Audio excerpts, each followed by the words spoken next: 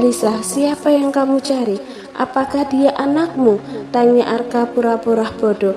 Dia lebih suka anak itu dibawa pergi oleh Kelvin. Akan lebih baik jika Elisa tidak bisa lagi mendapatkan bocah itu. Pertanyaan Arka dan reaksi pria itu membuat Elisa menebak bahwa pria ini tak ada hubungannya dengan hilangnya Efren.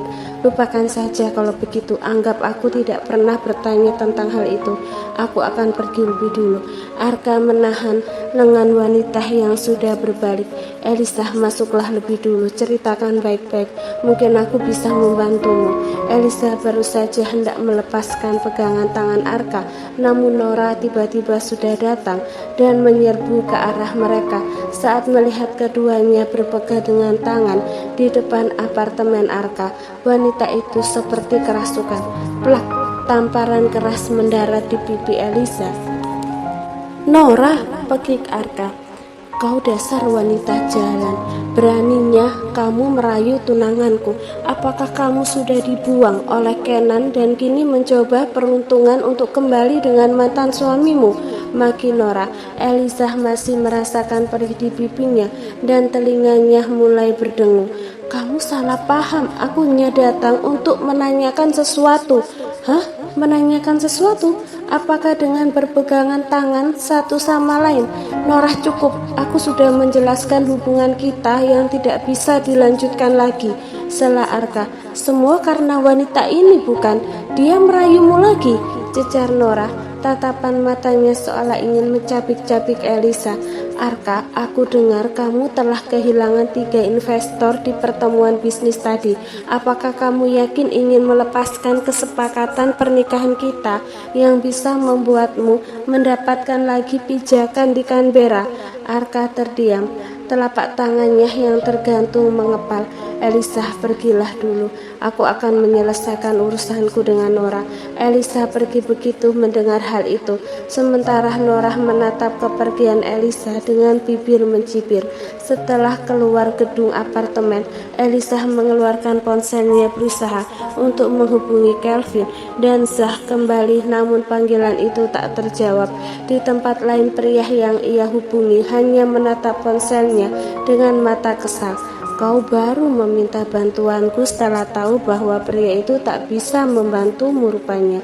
Ponsel Zah juga menyala oleh panggilan Elisa setelah itu. "Bos, haruskah aku mengangkatnya dan mengatakan alamat Anda?" "Tidak, biarkan ia tersiksa lebih lama." Di depan apartemen, Elisa menatap ponselnya dengan wajah putus asa. Setelah berdiri diam di pinggir jalan untuk waktu yang lama, ia menghubungi Karissa. "Risa, bisakah aku meminta bantuan Winston?" "Hah? Tak biasanya kamu membutuhkan bantuan kakakku. Apa yang terjadi?" tanya Karissa dengan kaget. "Aku tadi sedang makan malam dengan Efren, tapi dia tiba-tiba menghilang. Saat aku melaporkannya ke polisi, mereka mengatakan bahwa meminta bantuan Kelvin akan mempermudah pencarian. Jadi bisakah kamu menanyakan alamat Kelvin pada Winston?" "Meminta bantuan Kelvin? Jadi apakah kamu sudah siap untuk mengungkapkan jati diri Efren padanya?" "Aku tidak punya pilihan lain sekarang." Karissa menarik nafas dalam. Ia bisa menebak betapa tertekan temannya saat ini dengan hanya mendengar suara Elisa yang serak. "Jangan khawatir, aku akan meminta kakak untuk mencari tahu alamat Kelvin dan juga agar ia menyerahkan anak buahnya untuk mencari Efren." "Terima kasih, Risa." Elisa menutup panggilan. Butuh sekitar 10 menit sampai teman wanitanya itu mengirimkan alamat Kelvin yang ia dapatkan kakaknya setelah memintanya pada Kenan. Elisa menuju ke apartemen paling mewah di Canberra. Ketika ia datang, resepsionis mengatakan bahwa Elisa tidak bisa naik jika tanpa izin dari pemilik unit. Hal itu membuat Elisa tertahan di lobi apartemen sambil menghubungi Kelvin. "Zah, pergi ke bawah dan antarkan Elisa ke sini. Setelah itu kamu boleh pergi." "Baik, bos." Zah menarik nafas lega setelah ia mendapatkan izin untuk meninggalkan pria yang sedang menahan amarah. Zah menghampiri Elisa di lobi. Ia membawa wanita itu masuk ke lift pribadi yang menuju ke penthouse Kelvin. Aku akan mengantarmu sampai di sini. Sudah saatnya aku untuk pulang, kata Zah begitu membawa Elisa masuk ke dalam lift. Terima kasih atas bantuannya, Zah. Zah mengangguk sambil tersenyum kaku. Saat pintu lift tertutup, ekspresinya berubah menjadi kasihan. Semoga bisa melewati malam ini dengan selamat, Nona Elisa. Pada dasarnya kamu sedang bertemu dengan iblis yang sedang marah. Elisa sampai di lantai tempat tinggal Kelvin. Lift itu terhubung dengan ruang tamu bagian luar penthouse yang memiliki sofa sebagai ruang tunggu yang membuat bagian dalam lebih privasi. Tempat itu terpisah oleh pintu berukuran besar dengan gaya modern. Elisa menekan tombol pada pintu besar itu. Ia menunggu beberapa saat, namun tak ada jawaban. Ia menunggu beberapa saat untuk menekan bel itu lagi. Lelaki yang sedang ditunggu Elisa sedang menyilangkan tangannya di depan dada sambil melihat layar mini yang menampakkan sosok Elisa di depan pintu. Jadi aku adalah pilihan terakhirmu. Aku terlalu memberikan kelonggaran padamu, gumam Kelvin sambil menatap Elisa melalui layar monitor itu. Ia membukakan pintu tak lama kemudian. Setelah itu, pria yang mengenakan piyama berwarna abu-abu itu menatap ke arah Elisa dengan tatapan menyipit. Apa yang membawamu kemari? Elisa bisa mengetahui bahwa nada suara Kelvin sangat dingin saat menanyakan hal itu. Tatapan pria ini juga menakutkan, bukan seperti cara pria ini yang biasanya menatap Elisa seperti mangsanya. Kali ini matanya penuh permusuhan. Ia pasti mengira aku sama seperti gadis lain yang datang untuk merayunya sampai ke rumah. Apa kamu hanya akan berdiri di depan pintu dan membuang waktuku? Elisa tersentak dari pikirannya yang sempat kosong. Aku ingin meminta pertolongan padamu. Apakah kamu ingin mengadu padaku tentang siapa yang menampar wajahmu? Elisa menyentuh pipi kanannya begitu mendengar hal itu. Meski masih memiliki jejak rasa nyeri, dia baru menyadari bahwa bekas tamparannya masih terlihat hingga membuat Kelvin menyadarinya. Tidak, aku datang untuk meminta bantuan lain. Kelvin lalu membawa Elisa masuk menuju ke ruang tamu bagian dalam penthouse pria ini. Begitu duduk, Kelvin menyilangkan kakinya ke depan. Katakan, apa yang membuatmu datang ke depan pintu tempat tinggalku? Benarkah meminta bantuan atau kamu sengaja untuk menggodaku? Elisa menggigit bibir bawahnya untuk menghilangkan rasa cemas dan gugup, tapi pemandangan itu justru membuat pria di depannya diam-diam menelan salivannya. Sial, apakah ia dengan sengaja melakukan itu untuk membuatku luluh? Aku ingin meminta bantuan padamu untuk mencari seorang anak. Kelvin mengerutkan keningnya. Kamu salah alamat, seharusnya kamu datang ke kantor polisi. Aku sudah datang ke sana, tapi mereka mengatakan bahwa ada kemungkinan anak itu diculik oleh perdagangan manusia.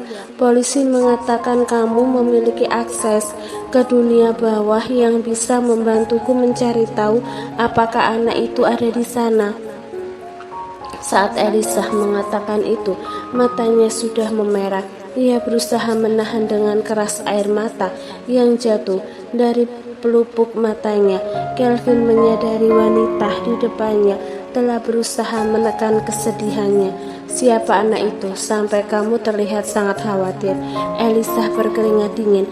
Ia menekan telapak tangannya yang terasa sedingin es. Dia anakku, jadi tolong bantu aku mencarinya. Aku tak akan bisa hidup jika sesuatu terjadi padanya, karena aku datang terlambat. Dia anakmu, bukan anakku. Seharusnya kamu datang ke ayah anak itu untuk meminta bantuan. Elisa mengepalkan tinju di atas lututnya. Aku sudah datang kepada ayah anak itu sekarang, jawab Elisa dengan tenggorokannya yang terasa tercekat. Ia merasa sangat kesulitan untuk mengeluarkan satu kalimat tadi. Jangan berbohong hanya agar aku membantumu. Elisa menggeleng. Aku berbicara yang sebenarnya. Anak itu adalah milikmu. Usianya 3,5 tahun sekarang, dan itu adalah anak yang kita dapat saat berbagi malam yang sama di Sydney. Beberapa waktu lalu aku bertanya tentang kemungkinan kamu melahirkan anakku, tapi aku ingat kamu membantahnya. Itu karena aku takut kamu akan mengambil hak asuh anak itu dariku. Aku tak akan mampu bersaing memperebutkan hak asuh dengan pria berkuasa sepertimu. Elisa tertunduk saat mengatakan hal itu. Air mata yang ia tahan akhirnya pecah. Kenapa sekarang kamu memilih mengatakannya padaku? Apakah kamu tidak takut lagi aku merebut anak itu darimu? Asal kamu bisa membantuku menemukannya dan memastikan putraku baik-baik saja. Aku tahu mungkin setelah ini kamu akan merebutnya, namun itu jauh lebih baik daripada ia berada dalam bahaya di luar sana. Setidaknya ia akan baik-baik saja bersamamu.